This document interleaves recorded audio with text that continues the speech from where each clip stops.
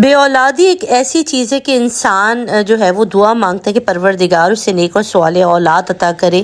کوئی بھی جو بے اولاد ہیں، ہماری بھی دعا ہے پروردگار ان کی گودوں میں نیک اور صالح اولاد عطا کرے۔ مگر میں آپ کو ایک بات بتاؤں، اللہ تعالیٰ قرآن میں فرماتے ہیں تمہاری مال، تمہارا اولاد، یہ سب دنیا میں تمہارے لیے آزمائش ہے۔ خدا دے کے بھی آزمائے گا اور خدا لے کر بھی آزمائے گا۔ آج کی جو کہانی ہے نا، یہ UK میں مقیم ایک ایسے میاں بیوی کی ہے جنہیں خدا تعالیٰ نے اس نعمت سے محروم رکھا، اور اس کے بعد انہوں نے جو فیصلے کیے وہ ان کی زندگی کے اندر ایک آزمائش بن گئی کہ کس طرح ان کو جو ہے وہ زندگی میں تھپیڑے پہ تھپیڑے پڑتے چلے گئے، اور انہوں نے اپنی زندگیوں میں یہ سوچ لیا کہ پروردگار جو چیز نہیں عطا کرتے اس کے پیچھے کوئی نہ کوئی ریزن ہوتا ہے، کوئی نہ کوئی انسان کی بہتری ہوتی ہے، مگر انسان کہتے ہیں نا ناشکرا ہے، سمجھتا نہیں ہے خدا کی مصلحتوں کو۔ تو آج کی کہانی ہماری UK میں مقیم ایک ایسے میاں بیوی کی ہے جنہوں نے اپنی شادی کے 8 سال تک بچے کی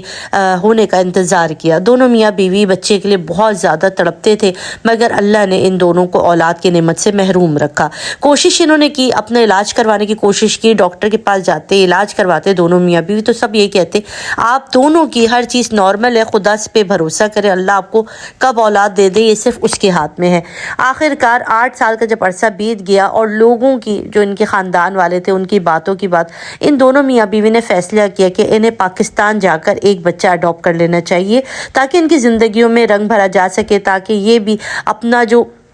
ٹائم ہے اور اپنا جو بڑھاپا ہے وہ کسی ایسے سہارے کے ساتھ گزارے۔ جبکہ میں آپ کو بتاؤں سہارا صرف خدا کا ہوتا ہے، یہ ہم انسان ہیں جو کہ سوچتے ہیں کہ بڑھاپے میں ہماری اولاد ہمارا وسیلہ بنے گی، ہمارا سہارا بنے گی۔ تو ان دونوں میاں بیوی کی بھی یہی کوشش تھی، اور یہ دونوں پاکستان آتے ہیں اور پاکستان آ کر اپنے خاندان میں ایک بات کرتے ہیں کہ ہمیں ایک بچے کی نیڈ ہے جو کہ ہمارا سہارا بنے، بھلے وہ لڑکی ہو یا لڑکا، ہمیں سے کوئی وہ نہیں۔ مگر خاندان میں کوئی بھی ایسا نہیں ہوتا کہ جو اپنی اولاد اٹھا کے ان دونوں میاں بیوی کو دے دیں۔ تو یہ لوگ کہتے کہ ہم ایک خاص رقم یا اپنی جائیداد کا ایک حصہ لگائیں گے اس بچے کے لیے، مگر پھر بھی خاندان میں سے کوئی بھی اپنی اولاد دینے کو تیار نہیں ہوتا۔ پھر مجبوراً یہ لوگ فیصلہ کرتے ہیں کہ یتیم خانے جا کر یا کسی ایسی NGO پہ جائیں جہاں سے انہیں کوئی بچہ اڈاپٹ کرنے کے لیے مل جائے، اور بڑی بھاگم دوڑی کی بات ہے انہیں 4 سال کا ایک بچہ جو ہے وہ لڑکا وہ انہیں مل جاتا ہے، جس کی کسٹڈی کے لیے وہ لوگ جو بھی پیپر وغیرہ ہوتے ہیں وہ سارے کمپلیٹ کر کے یہ لوگ اس بچے کی جو ہے وہ ڈاکومنٹس وغیرہ تیار کر کے اس بچے کو اپنے ہمراہ لے کر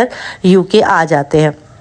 اب زندگی بہت اچھی ہو گئی تھی، دونوں کی زندگی کا ایک مقصد بن گیا تھا، وہ دونوں مل کے اس بچے کی بہت اچھی تربیت کرنے کی کوشش کرتے تھے۔ جو بھی کہتا تھا یہ بچہ اس کی فرمائش پوری کرتے تھے، دونوں ماں باپ اپنی جان چھڑکتے تھے، اور اسی اثنا میں یہ بچہ آخر کار بڑھتے بڑھتے اپنے 19ویں سال میں آ گیا۔ 19 سال میں آنے کے بعد ان ماں باپ کو پتہ چل گیا تھا کہ یہ بچہ جو UK کا ماحول ہے اس کا بہت زیادہ اثر لے چکا ہے، کہ بہت زیادہ اس کی ایکٹیویٹی خراب تھی، کیونکہ ماں باپ نے ہمیشہ ہر چیز جو اس نے منہ سے مانگی وہ عطا کی دی، تو اس لیے اس بچے کو کسی بھی چیز کی بری اور صحیح کی سمجھ آئی ہی نہیں، اور اس کے ساتھ جو ہے وہ ہر قسم کی غلط ایکٹیویٹی کے اندر انوالو ہونے لگ گیا۔ اپنی تعلیم اس نے بہت خراب کر لی، پڑھتا نہیں تھا، لڑکیوں کے ساتھ اس کے تھے، اور کچھ ڈرگس وغیرہ بھی یوز کیا کرتا تھا، اور اس کے بعد ان دونوں میاں بیوی کے لیے اس بچے کو سنبھالنا بڑا مشکل ہو گیا۔ اچھا، دوسری بات، انہوں نے کبھی بھی اس بچے کو یہ نہیں بتایا تھا کہ تم ہماری اولاد نہیں ہو، کہ ہم نے تمہیں اڈاپٹ کیا،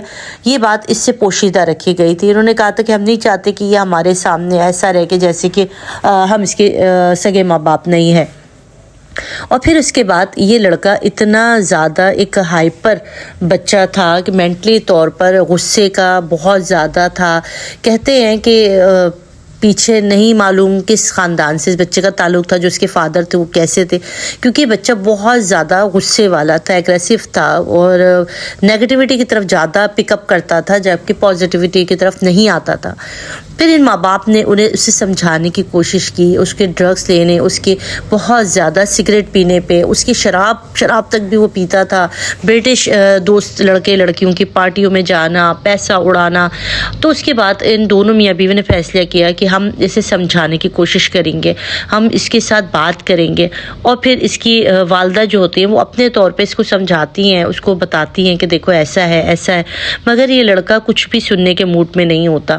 پھر ایک دن ایسا ہوتا ہے کہ پولیس ان کے گھر پر آ جاتی ہے اور پولیس آنے کے بعد اس لڑکے کو گرفتار کر لیتی ہے کیونکہ اس نے کچھ لڑکوں کے ساتھ لڑائی جھگڑا کیا ہوتا ہے اور کسی کو مارا ہوتا ہے اور کسی ایک برٹش لڑکے کا اور جو ہے سر پھاڑا ہوتا ہے. کچھ ان کے اپنے کچھ گروپس کے لڑکے لڑکیاں ہوتے ہیں جس نے دوسرے گروپس کے لڑکے لڑکیوں کے ساتھ ہی کیا ہوتا ہے. اور اس کے بعد پھر جو ہے اس کو پکڑا جاتا ہے یہ کیونکہ جو ہے وہ 19 سے 19.5 20 سال کا لڑکا ہوتا ہے اور اس کو جو ہے وہ کچھ سزا بھی ہو جاتی ہے. اب ماں باپ بڑے پریشان ہو جاتے ہیں, پولیس بھی ان سے پوچھتی ہے, تفتیش ہوتی ہے, بڑی چیزیں ہوتی ہے سامنے. تو اس لڑکے کے اوپر یہ بات سامنے آ جاتی ہے کہ یہ اس کے سگے ماں باپ نہیں ہے جبکہ اس کو پاکستان سے اڈاپٹ کیا گیا تھا.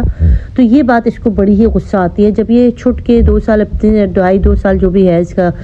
جرائم کی جو میعاد ہوتی ہے وہ کمپلیٹ کر کے جب یہ باہر آتا ہے تو یہ اپنے ان ماں باپ کے ساتھ جنہوں نے اس کے ساتھ اتنی نیکی کی, اتنی شفقت کی, اس کو ایک اچھی زندگی دی, یہ انہی سے بگڑ جاتا ہے. اور یہ ان دونوں میاں بیوی کو جو ہے وہ اتنی باتیں سناتا ہے, مارتا ہے, پیٹتا ہے, مطلب اتنا برا سلوک کرتا ہے ان کے ساتھ کہ دونوں ایک بات پہ یقین کر لیتے ہیں کہ اللہ نے اگر ہمیں اولاد نہیں دی تھی نا, اور آج اگر ہماری سگی اولاد ہوتی اور یہ ہمارے ساتھ کر رہی ہوتی تو ہم دونوں کے تو جگر پھٹ جاتے, ہم دونوں سے برداشت نہیں ہو رہا. تو یہ دونوں ایک بات ریلائز کر دیتے ہیں اگر اللہ نے ہمیں اولاد نہیں دی تھی نا تو اس میں یقیناً کوئی نہ کوئی خدا کی مصلحت تھی. اور آج شاید اگر ہم اچھی تربیت نہیں کر سکے شاید, یا ہم اس کو سمجھا نہیں سکے, تو دونوں ہی بہت پریشان ہوتے ہیں. اور جو ان کے دوست وغیرہ ہوتے ہیں ان سے ہیلپ طلب کرتے ہیں کہ ہمارے بچے کو سمجھاؤ, کیونکہ ظاہر ہے دونوں اس بچے سے بے پناہ محبت کرتے تھے. اور پھر ایک دن ایسا ہوتا ہے کہ ان کے جو فادر ہیں اس کے ہارٹ اٹیک سے جو ہے ان کی ڈیتھ ہو جاتی ہے اور یہ والدہ اکیلی رہ جاتی ہے. اب اس لڑکے کو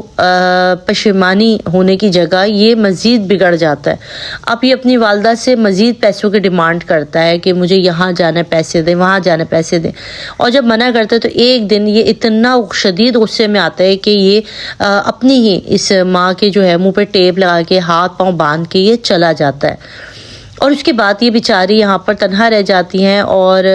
وہ تو ایک بھلا ہو کے ان کے گھر پر کوئی خاتون تشریف لاتی ہیں جس کی وجہ سے پتہ چل جاتا ہے کہ یہ بیچاری بھوکی پیاسی 1.5 دن تک بند پڑی رہی تھی. اور اس کے بعد پھر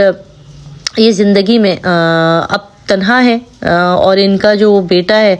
وہ ابھی UK میں ہی ہے کیونکہ اس کے پاس برٹش نیشنلٹی ہے. اور وہ ان کو کہتی ہیں کہ میں اس کو سدھارنے کے لیے میرے پاس ابھی کوئی ایسی چیز نہیں آئی کہ میں اس کو کیسے صحیح کر دوں, کس رستے پہ اس کو لے کر آؤں.